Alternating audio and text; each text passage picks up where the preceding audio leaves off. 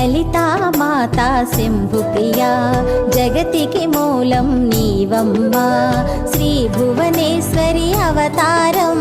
జగమంతటికి ఆధారం హేరంబునికి మాతవుగా హరిహరాదులు సేవింప చండుని ముండుని సంహారం చాముండేశ్వరి అవతారం పద్మరేకుల కాంతులతో బాలా త్రిపుర సుందరిగా హంసవాహన రూపిణిగా వేదమాతవై వచ్చితివి శ్వేత వస్త్రము ధరించి